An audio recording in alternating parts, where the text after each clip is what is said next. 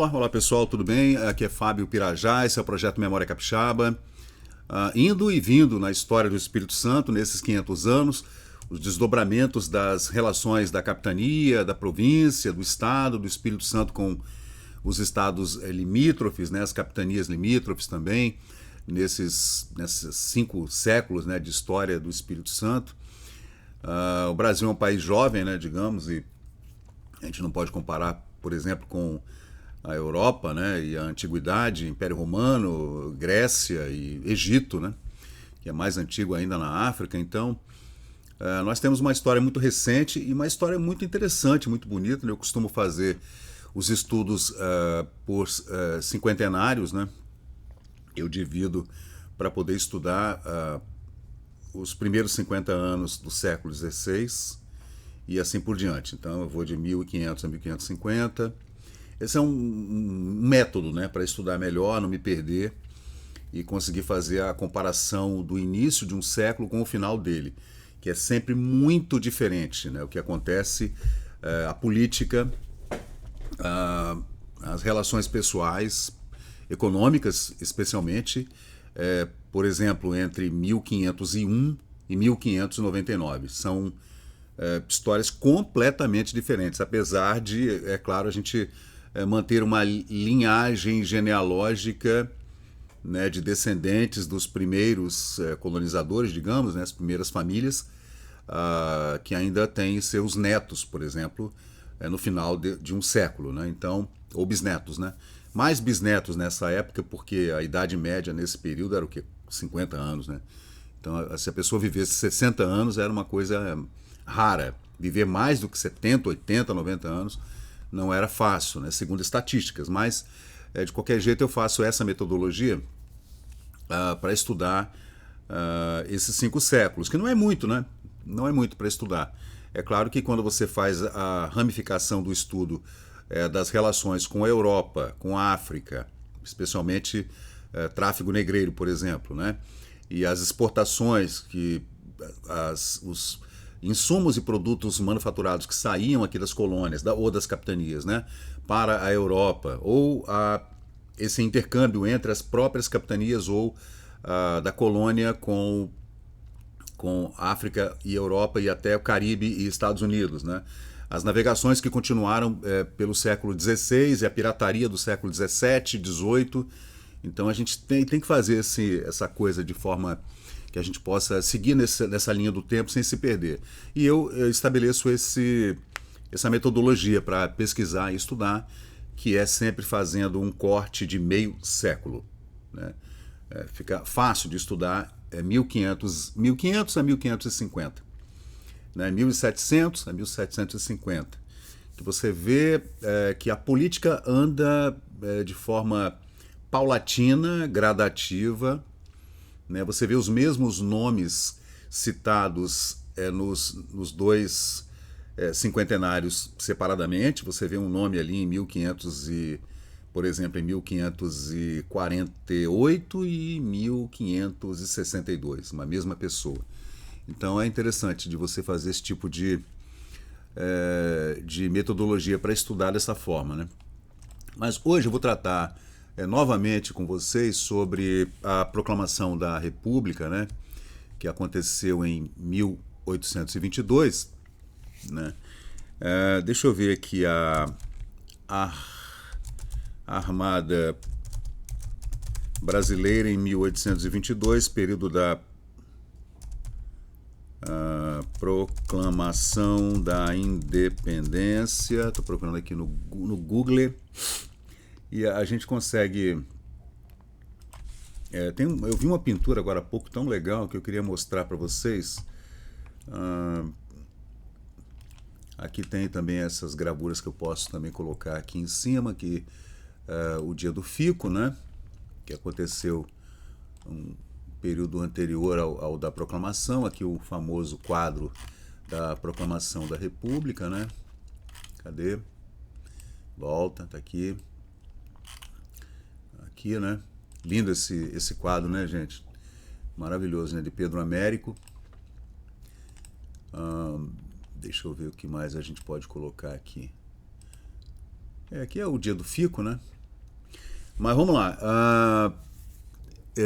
Para a gente tentar entender como foram as relações da província, perdão, da capitania do Espírito Santo nesse período conturbado da independência, a gente já havia passado pela Revolução Pernambucana, né?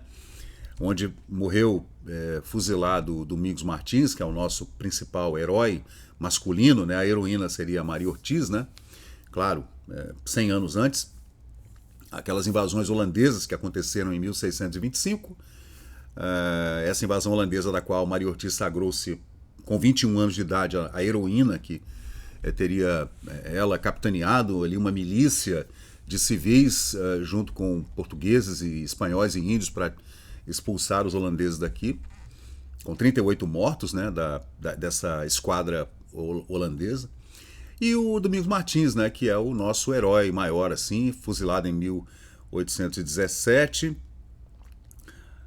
na Revolução Pernambucana, que no final das contas, todo esse embate entre as cortes portuguesas e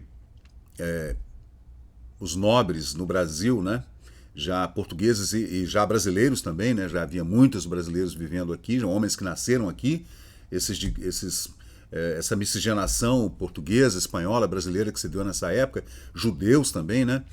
Então, o Brasil já tinha uma elite, especialmente uma elite comercial, política, rural, muito forte, que apoiaram, né, Dom Pedro e a Imperatriz nesse período tão importante da história do Brasil que acabou nos dando a independência. Muitos dizem que foi a Imperatriz, né, que na verdade assinou o ato de independência. Dom Pedro estava, dizem alguns, que Dom Pedro estava com diarreia lá entre São Paulo e Rio de Janeiro, e foi a nossa Imperatriz Leopoldina que assinou o ato, né? Tá aí lindo retrato de Dom Pedro I, né? Tá aí a Leopoldina com Dom Pedro II no colo e tudo. Então a gente tem que entender como se deu então a participação do Espírito Santo nesse imbróglio todo da independência, da proclamação, né, da independência do Brasil. E a gente tem aqui um ofício, gente, que eu vou mostrar para vocês, de fonte primária, né, publicado aqui no jornal Gazeta do Rio, ali no início do ano de 1822, né, onde a gente pode ver exatamente o que foi que aconteceu, como se desdobrou todas essas festividades, porque foi uma festa mesmo, né, essa proclamação da independência.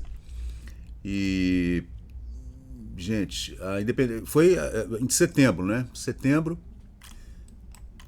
Aí a gente vê aqui o ofício que é assinado por Manuel Ribeiro da Silva, escrivão da comarca, assinado por Manuel Ribeiro da Silva, na Vila da Vitória, capitania do Espírito Santo, né? E a gente vai tentar entender como que se deu essa participação da capitania do Espírito Santo na independência do Brasil, aqui lendo esse artigo, né? Na verdade é um ofício, perdão. Ilustríssimo e excelentíssimo senhor. Na verdade, gente, ele está escrevendo aqui para o ouvidor-mor, que é José Bonifácio de Andrade Silva, tá? O ouvidor geral, digamos. Os habitantes desta província, não podendo encarar a sangue frio os princípios da política subversiva e destruidora com que o Congresso de Lisboa pretendia escravizar este rico país e, por consequência, fazê-lo retrogradar ao antigo e abjeto estado de colônia, de que o tinha feito sair a benignidade do senhor Dom João VI, tomaram por unanimidade o consentimento do povo, tropa, a deliberação de aclamar por seu primeiro imperador constitucional, o senhor Dom Pedro de Alcântara. O ofício, ele diz que Dom João VI, claro que com a vinda da família real portuguesa para o Brasil e fazendo o Brasil cabeça do império, né, digamos, Dom João VI havia sinalizado uma possibilidade de independência do Brasil das cortes portuguesas. Isso não se deu, mas Dom Pedro I, né, acabou protagonizando esse desejo brasileiro que já era muito forte, né, ali no início do século XIX. Você vê a diferença, né? O que seria o Brasil em 1808, com a vinda da família real portuguesa para o Brasil, fugindo de Napoleão Bonaparte, e o que seria o Brasil em 1899. Olha a diferença, né? Como esse século XIX foi muito diferente no começo, no meio e no fim. Né? A gente ainda vivia um estado de colônia no início do século XIX, né? E a gente ainda, em meados do século XIX, já vivíamos uma independência total, e no final do século XIX, a virada de império para república. Então, em um século mudou totalmente a política brasileira. E continua aqui o ofício. O dia 12 do corrente, seu natalício de Dom Pedro de Alcântara, primeiro, né, foi aquele mesmo que se achou ser o mais próprio para efetuar tão solene e há muito desejado o ato, o qual, a proporção que assegura entre nós a sede da monarquia, a fiança por isso, a futura prosperidade que este império nascente promete pelos grandes recursos que a natureza lhe franqueou, e finalmente a parte dentre todos os bons brasileiros a suspeita que tornava abatido o nosso comércio e acanhada a nossa indústria. Então, ele diz aqui que o que as cortes no Brasil, a nobreza brasileira, o comércio, não suportava mais era essa carga tributária exercida pelas cortes portuguesas, né, tirando a maior parte da riqueza do Brasil e levando para a Europa. Então havia realmente um comércio incipiente e uma indústria acanhada, segundo o ofício. Né? A prudência com que o senhor Dom Pedro de Alcântara, hoje, o nosso imperador, tem sustentado a regência deste reino há quase 2 anos, as justas e sábias disposições com que tem salvado a nossa pátria dos graves males que a tem ameaçado, a satisfação com que tem prontamente se dignou o imperador o título de defensor perpétuo do Brasil e, sobretudo, a primogenitura da dinastia da Casa de Bragança, lhe davam direitos incontestáveis ao título preeminente a que acaba de ser elevado em todas as vilas da minha comarca, por unanimidade e consenso do seu povo e da sua tropa. Então, ele fala da aclamação popular e fala também das tropas, claro, o exército brasileiro e a marinha, né, que estariam apostos para a defesa da coroa brasileira na cabeça do primogênito da Casa de Bragança, Dom Pedro de Alcântara. Eu não tenho expressões para fazer ver Vossa Excelência o entusiasmo, o ardor e sentimentos de patriotismo que nesta mesma ocasião desenvolveram os membros da Junta Provisória, que seriam o bacharel Manuel Pinto Ribeiro Pereira de São Paio, deputado por esta província, o tenente-coronel comandante d'armas, os eclesiásticos também, padres e etc., na igreja, e oficiais da primeira e segunda linha de soldados e todo o povo, e cada um parecia querer disputar a primazia em demonstrações de contentamento. Então estava todo mundo junto ali numa praça pública na Cidade Alta, aqui em Vitória, onde ali ficava o Palácio do Governo, a Assembleia Estadual, seus deputados, né? Onde ficava o presidente da província, onde ficava a igreja principal, a igreja matriz, o clero se reunia ali, na casa contígua à igreja de São Tiago, né, dos jesuítas, os antigos jesuítas e tudo. Todo mundo se reuniu ali naquele local, onde ficava também a cadeia pública, o fórum, né, onde aconteceram essas demonstrações de alegria, de contentamento, de vivas, né, pela independência do Brasil. Enquanto, porém, não chega à augusta presença de Sua Majestade Imperial o mencionado deputado que saiu daqui, né, para fazer para beijar-lhe a mão, né, o bacharel Manuel Pinto Ribeiro Pereira, felicito da parte dos habitantes da vila de Vitória pela sua exaltação ao trono e protestar-lhe por eles a mais firme adesão à causa do Império do Brasil. Contento-me em levar a notícia a Vossa Excelência as cópias autênticas das atas que lavraram em Câmara e uma relação dos festejos que aconteceram por motivo dessa celebração, rogando a Vossa Excelência se digne fazer chegar tudo ao conhecimento de Sua Majestade Imperial. Então, gente, quem escreveu isso aqui foi o senhor Inácio Ascioli de Vasconcelos, né, ao senhor José Bonifácio de Andrada e Silva, que era o chefe do gabinete de Dom Pedro, né, também confrade na maçonaria, ouvidor-geral, corregedor, um homem de importância incrível, né, o senhor José Bonifácio de Andrada e Silva. A carta, esse ofício, né, foi enviado então pelo corregedor da comarca, Inácio Ascioli de Vasconcelos, que enviou essa correspondência ainda em setembro de 1822. E aqui está a cópia da ata, né, que eu vou trazer para vocês aqui. Eu já fiz um vídeo sobre isso, mas não ficou muito bom, ficou curto também, né? E essa é a cópia da ata, gente, ó. Esse é o ofício saído aqui da Vila de Vitória, né? E esse é o ofício. Essa é a ata, né, do que aconteceu naquele dia, naqueles festejos. O povo se reuniu na praça, na Cidade Alta, todo mundo brindando, comemorando, né? Então ele fala o seguinte aqui que eu vou transcrever para vocês. Que é bem assim. No ano do nascimento do nosso Senhor Jesus Cristo, de 1822, aos 12 dias do mês de outubro, né, foi um mês depois. É claro que as notícias corriam de acordo com a época, né, gente? Não era como na velocidade da luz, como hoje em dia, né? Então, até a notícia chegar do Rio de Janeiro, chegar à Vitória, né?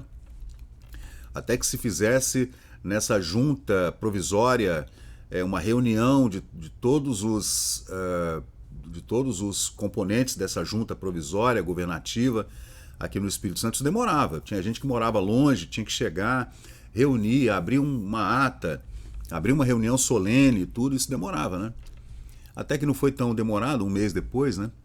Ele fala que no dito ano de 1822, 12 de outubro, nesta vila de Nossa Senhora da Vitória, cabeça da comarca da Capitania do Espírito Santo, em a sala do Palácio da Junta do Governo Provisório desta província, em a sala seria na, depois foi substituído, né, essa contração de em mais a, né, substituído por na sala da Junta do Governo Provisório da província, onde se reunira o Senado da Câmara desta vila, presidida pelo doutor ouvidor-geral e corregedor da comarca Inácio Ascioli de Vasconcelos, os vereadores Inácio Pereira de Amorim, o quartel-mestre João Pedro da Fonseca Portugal, Inácio Pinto Ribeiro e também o procurador do Conselho Francisco Caetano Simões, onde também se achavam reunidos os membros da Junta do Governo Provisório da província, o reverendo presidente, o senhor José Nunes da Silva Pires,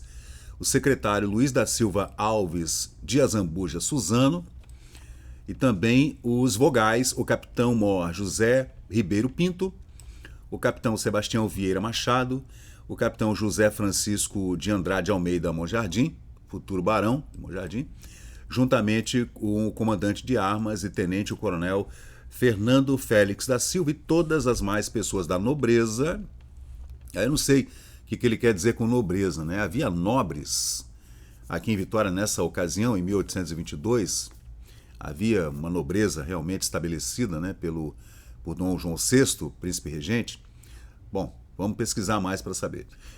Ele diz que autoridades eclesiásticas se reuniram com esses vogais, né, e também com cidadãos comuns, civis, militares, cidadãos de todas as classes, que em festivo aplauso também se achavam presentes, e logo o mesmo doutor corregedor presidente, em alta voz, com grande entusiasmo e alegria, declamou dizendo que, constando este Senado da Câmara por incontestáveis e decididos fatos, que o voto unânime dos povos da província, da Vila do Espírito Santo, era desligarem-se dos laços civis e políticos que os uniam ao governo de Portugal e proclamarem a sua independência a fim de não suportarem jamais o ódio, né, e também o vil estado de colônia no qual estava o Brasil, a que pretende reduzir o soberano Congresso de Lisboa, reduzir o Brasil a uma colônia novamente, mesmo com a presença de Dom João VI no Brasil e seu filho primogênito, Dom Pedro I, né? Dom Pedro de Alcântara, como evidentemente demonstraram as suas medidas hostis às cortes portuguesas, né? E os seus impolíticos e insidiosos decretos, reconhecendo o mesmo Senado da Câmara e também a justiça daquele voto e sentimento, porque reconhece igualmente o princípio de que os povos se podem tornar independentes e livres, logo que tenham forças e meios para sustentar a sua independência e desejando conformar-se com a sua vontade e deliberação a fim de evitar dissensões e partidos a atalhar a guerra civil e promover a intranquilidade pública e prosperidade da província, do Espírito Santo, né, da capitania, deliberou unanimemente declarar e proclamar a mesma desejada independência, como de fato a declaram e proclamam, protestando defendê-la de dar a última gota de sangue. E aparecendo logo a varanda do Congresso Estadual, da Junta Provisória, o doutor corregedor Inácio Ascioli de Vasconcelos, perguntando a todo o povo, ao clero, à nobreza e também à tropa que se achavam ali na praça, se era esta realmente a vontade e se estavam contentes e satisfeitos. Responderam que sim, aclamaram, né, em vivas e tudo, entre os 1000 vivas de aplausos com demonstrações de prazer e em sinal de contentamento à independência e adesão à causa do Brasil.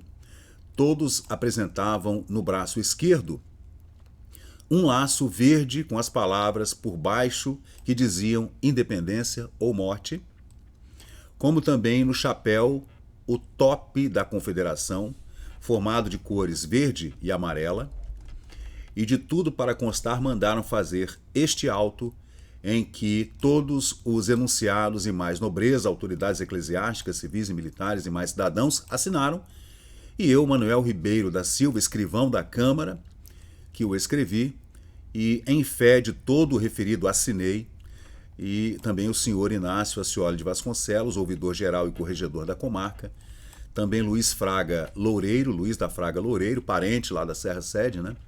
Capitão de milícias, o juiz ordinário Inácio Pereira de Amorim, primeiro vereador, João Pedro da Fonseca Portugal, quartel-mestre e segundo vereador, Inácio Pinto Ribeiro, terceiro vereador, Francisco Caetano Simões, procurador, e Manuel Ribeiro da Silva, escrivão da Câmara.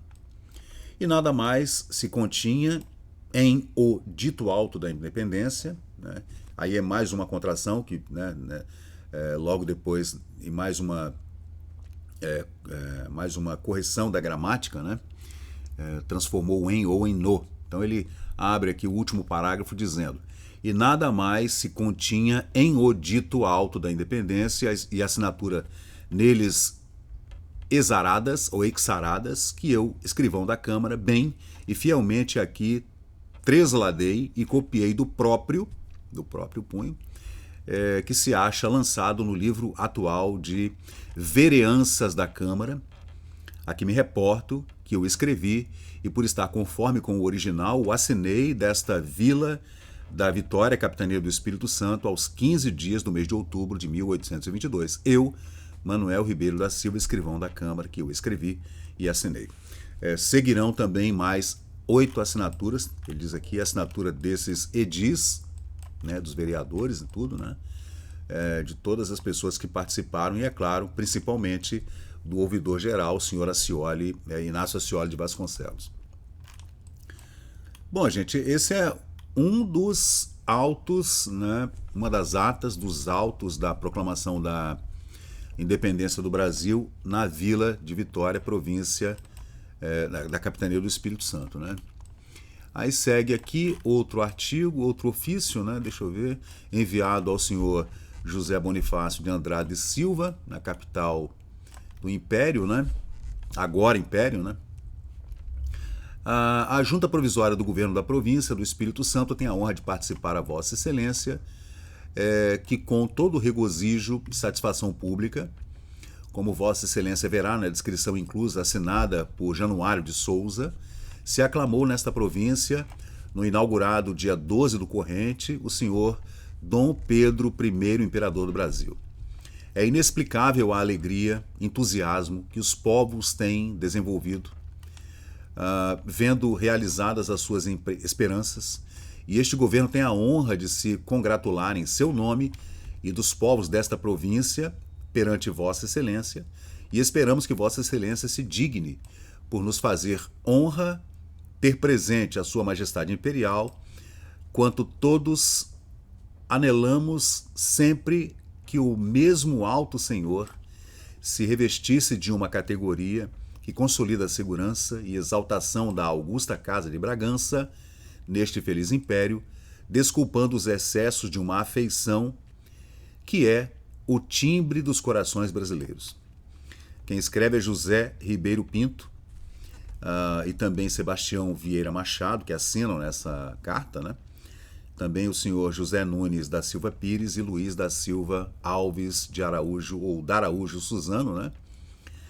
Em carta enviada a 15 de outubro de 1822 ao senhor José Bonifácio de Andrade e Silva.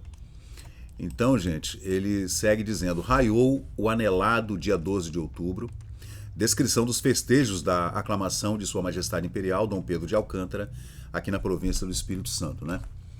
A Câmara da Vila de Vitória já tinha 2 dias antes prevenido ao governo que o Espírito Santo e o espírito público se achava em comoção, ansioso de ouvir aclamar solenemente a independência do Brasil, elevando sobre a massa colossal dos vivos, ou dos vivas, e dos aplausos de todo o Império Augusto, o trono do seu primeiro imperador e senhor Dom Pedro.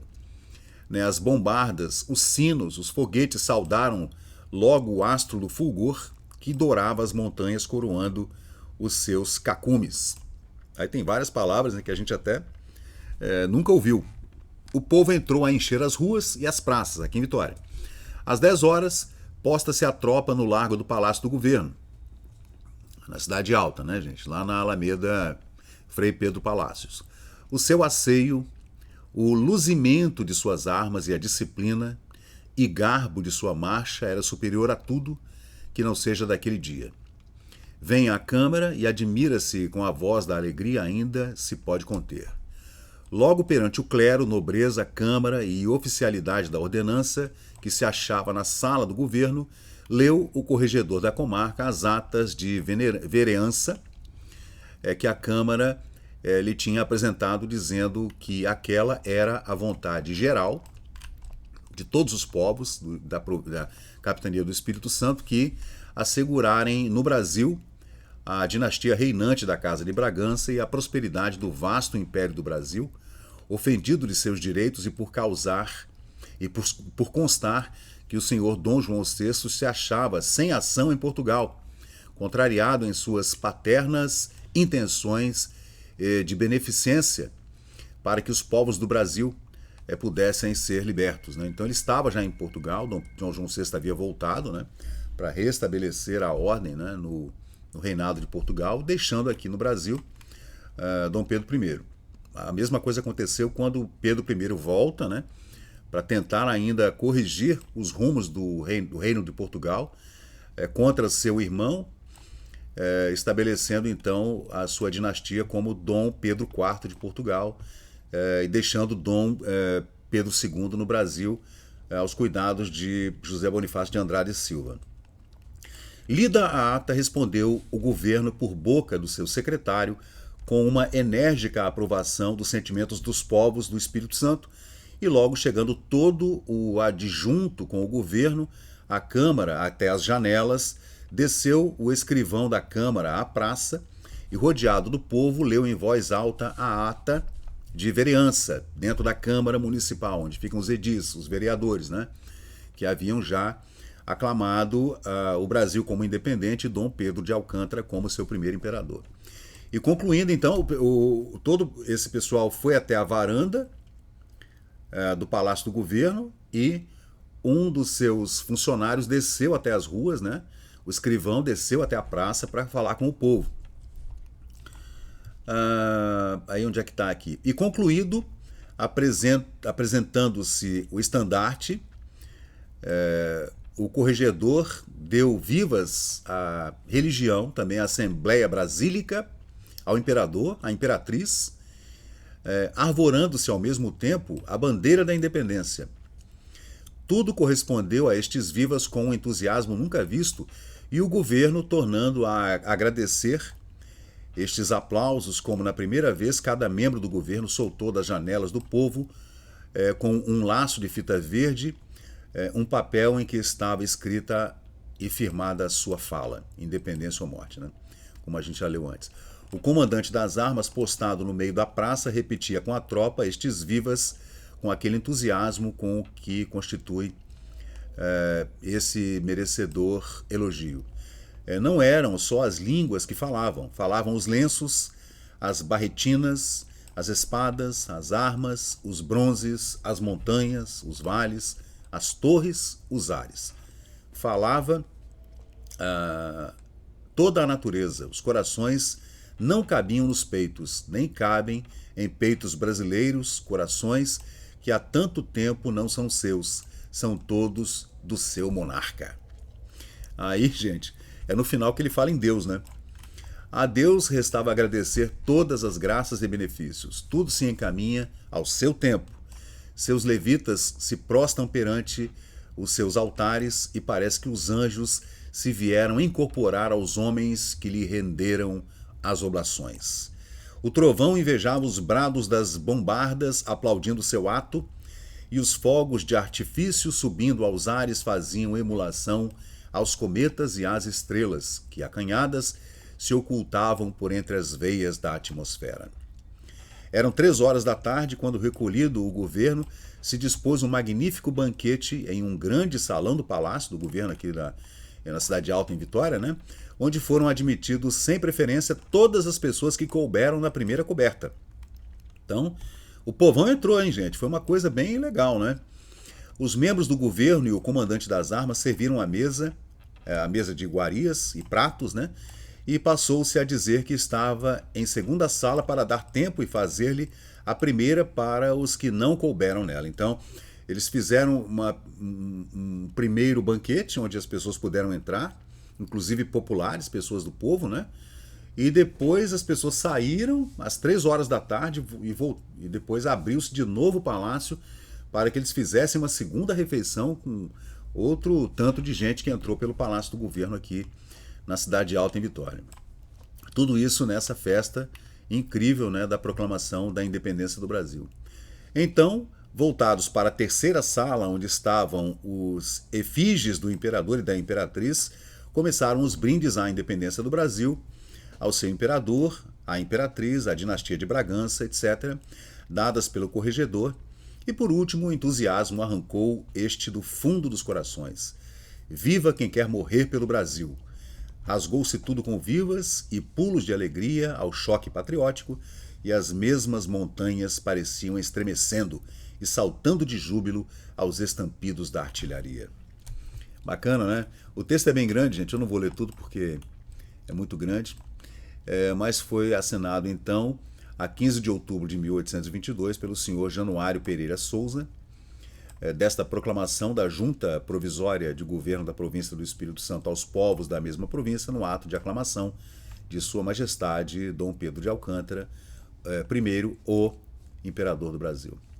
Então é isso aí, gente. Esse é mais um vídeo aqui do canal, tratando dessa história incrível aqui. Esse é o Memória Capixaba.